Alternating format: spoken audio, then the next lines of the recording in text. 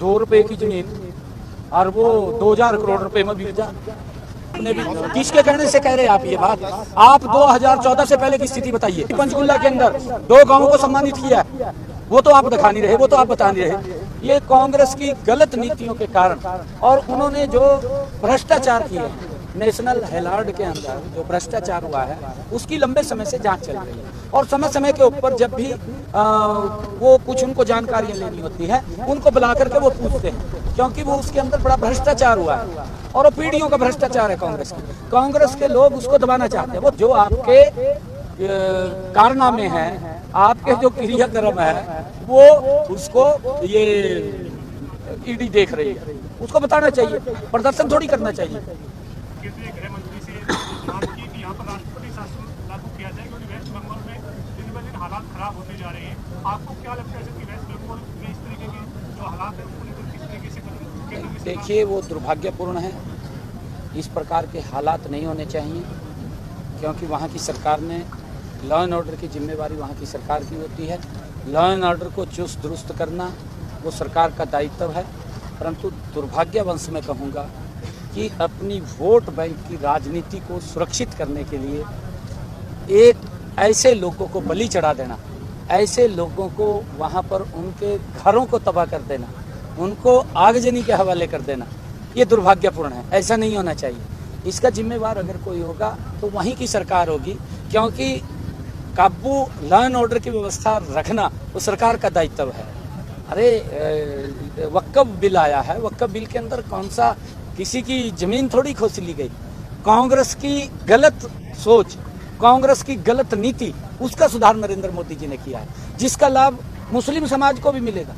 ऐसा नहीं है कि मुस्लिम समाज को उसका लाभ नहीं मिलेगा, मुस्लिम समाज को भी लाभ मिलेगा, परंतु जो वोट बैंक की राजनीति करते थे, जो वोट बैंक उसके अंदर सोचते थे कि हमारा वोट बैंक है, उनको लाभ नहीं मिलेगा, वो उस वोट बैंक के लाभ से बाहर हो जाएंगे। इस कारण से उन लोगों को पीड़ा है, नहीं पीड़ा किसी को नहीं है।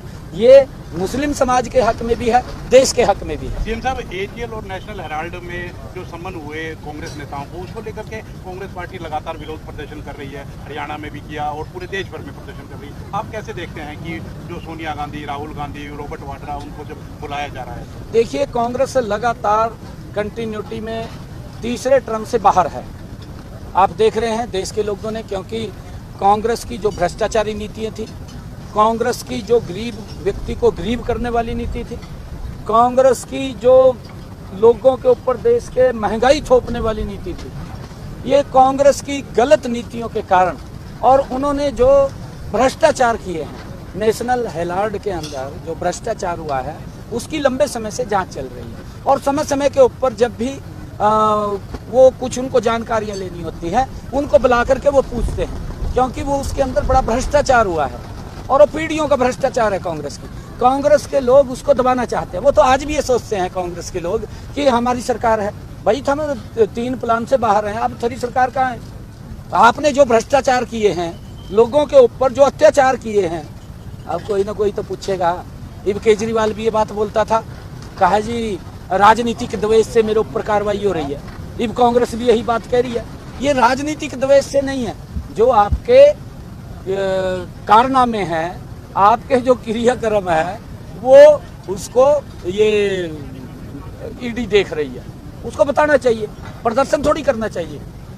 मैं कांग्रेस के लोगों को कहना चाहूँगा कि राहुल गांधी को और उनको समझाएं जा करके और ये कहें कि जो वो जानकारी मांग रहे हैं, वडेरा साहब, हमारे तो हरियाणा में तो वडेरा ने जमीन का ख्याल करा, ₹2 की जमीन और वो 2000 करोड़ रुपए में बिक जा।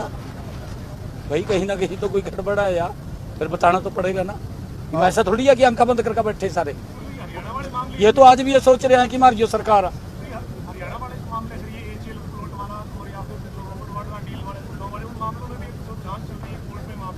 नहीं, देखिए, ये कोर्ट का मसला है, कोर्ट अपने तरीके से उसके ऊपर कार्रवाई कर रहा है, कोर्ट का मसला है हमारा।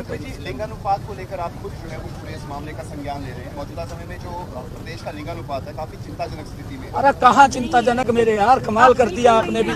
किसके कहने से कह रहे हैं आप ये बात? आप 2014 से पहले की स्थिति बताइए, आप उनको पूछे 2014 से पहले क्या स्थिति थी। आज अगर कहीं पर भी कोई दिक्कत आती है, अभी पिछले दिनों यही पंचकुला के अंदर 2 गांवों को सम्मानित किया है, वो तो आप दिखा नहीं रहे, वो तो आप बता नहीं रहे। कमाल कर रहे हैं आप, किसके कहने से इस बातें कर रहे हैं? हाँ, फिर किसके कहने से कर रहे हैं?